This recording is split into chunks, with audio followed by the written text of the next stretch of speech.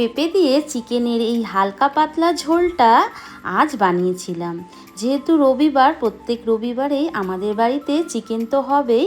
আর যা গরম পড়েছে, এই গরমে পেঁপের এই হালকা পাতলা একদম কম তেল মশলায় চিকেনটা কিন্তু দারুণ হয়। তো এই চিকেনটা বানাবার জন্য চিকেনটাকে প্রথমে নুন, হলুদ আর সামান্য একটু কাশ্মীরি লঙ্কার গুঁড়ো আর 1 চামচ সর্ষের তেল দিয়ে ম্যারিনেট করে রেখে দেব। খুব বেশিক্ষণ রাখতে হবে না, মাত্র 20 থেকে 25 মিনিট রাখলেই হবে। আর এরই মাঝে চিকেনে যা যা সবজিপাতি যা কিছু লাগবে এর মাঝখানেই আমি কেটে নেব। ততক্ষণে চিকেনটা খুব ভালো করে কিন্তু ম্যারিনেট করা হয়ে যাবে। এরপর গ্যাসে কড়াই চাপিয়ে দিয়ে কড়াইটাকে খুব ভালো করে গরম করে নিয়েছি। তারপর দিয়ে দেব সর্ষের তেল। একবারেই তেলটা দিয়ে দিলাম, আর তেল কিন্তু আর প্রয়োজন হবে না। যদি তেল বেশি হয়ে থাকে তাহলে একটু কমিয়ে নেব। ওই তেলের মধ্যে ডুমো করে রাখা পেঁপেটা আমি নুন দিয়ে ভেজে নিলাম, হলুদ দিলাম না। পেঁপেটা একটু হালকা করে ভেজে নিয়ে তুলে রেখে দেব। পেঁপে একটু ভেজে নিলাম, কারণ কি যাতে চিকেনের মধ্যে খুব সহজেই সেদ্ধ হয়ে যায়।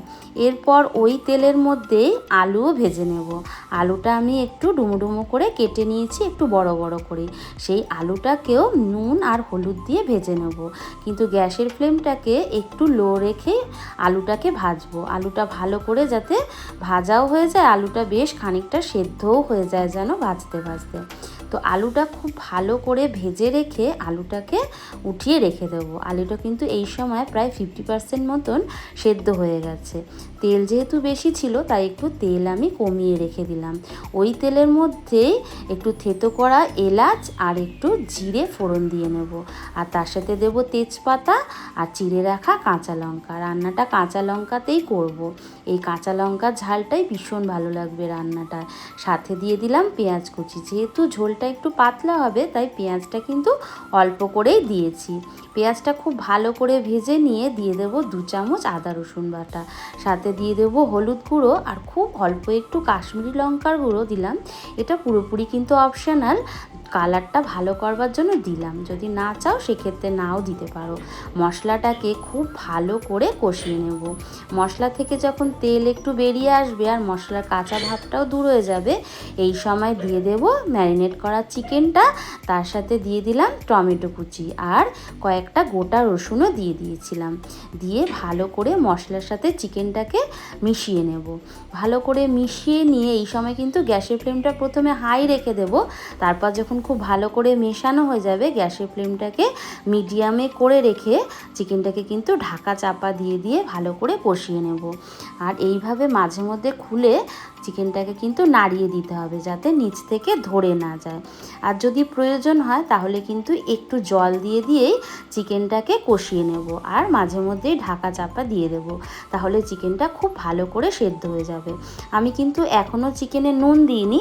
নুনটা যেহেতু আমি ম্যারিনেশনের সময় দিয়েছিলাম, যদি লাগে তাই দেখলাম একটু প্রয়োজন আছে নুনের, তাই একটু এই সময় নুন আর খুব অল্প একটু চিনিও দিয়ে দিলাম। চিনিটাও পুরো অপশনাল, যারা খেতে পছন্দ করো না তারা দেবে না। তো ভালো করে নুন চিনিটা মিশিয়ে নিয়ে বেশ খানিকটা জল দিয়ে দেবো।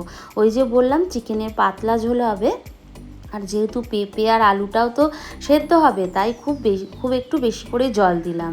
আর তার সাথে দিয়ে দিলাম পেঁপে আর আলুটা, যে আলু পেঁপেটা ভেজে রেখেছিলাম সেটা। এরপর এটাকে ঢাকা চাপা দিয়ে সেদ্ধ হতে দেবো। এরই মাঝে একটা মশলা বানিয়ে নেব। এই মশলাটা কিন্তু ভাজা মশলাটা তোমরা অবশ্যই দেবে। এই মশলাটার জন্যই কিন্তু চিকেনটা দারুণ একটা স্বাদ নেবে। 1/2 চামচ ধনে, 1/2 চামচ জিরে, কয়েকটা গোলমরিচ আর গোটা গরম মশলা, ওই এলাচ লবঙ্গ দারচিনি খুব হালকা করে ভেজে নেব। খুব বেশি পুড়িয়ে ফেলবো না। মশলা থেকে একটা সুন্দর গন্ধ বেরোলেই এটাকে নামিয়ে ঠান্ডা করে গুঁড়ো করে নেব। আর এইদিকে দেখো ঝোলটা কিন্তু বেশ অনেকটা ফুটেও ঘন হয়ে গেছে। এদিকে আলু পেঁপে সব গলে গেছে। এরপর কিন্তু ওপর থেকে যে ভাজা মশলাটা করেছিলাম সেটা কিন্তু আমি পুরোটাই দিয়ে দিয়েছি। এরপর যখন খুব ভালো মতন এটা মিশে যাবে, এরপর ওপর থেকে আমি একটু দিয়ে দেব তোমার কাঁচা লঙ্কা আর ধনেপাতা। এর মধ্যে কিন্তু আর কোনো রকম গরম মশলা দেওয়ার দরকার নেই। এই ভাজা মশলাটার গন্ধটাই ভীষণ ভালো হয়, ভীষণ টেস্টি হয়। এরপর ধনেপাতা কাঁচা লঙ্কাটা ওপর থেকে দিয়ে দিলাম। গ্যাস অফ করে কিছুক্ষণ স্ট্যান্ডিং টাইমে রেখে দিয়ে তারপর সার্ভ করে নেবে। ভীষণ খেতে ভালো হয়, একদম কম তেল মশলায় এই চিকেনের রেসিপিটা ভীষণ ভালো লেগেছিলো আমাদের, তাই তো তোমাদের সাথে শেয়ার করলাম। তোমাদের কেমন লাগলো প্রতিদিনের মতন একটাই কথা বলবো, তোমরা কিন্তু জানাতে কিন্তু একদম ভুলে যেও না, কেমন? আর নেক্সট আরও একটা ভিডিওতে তোমাদের সাথে আমার আবার দেখা হবে। ততক্ষণের জন্য তোমরা সুস্থ থেকো, ভালো থেকো। তো good night, tata, bye bye.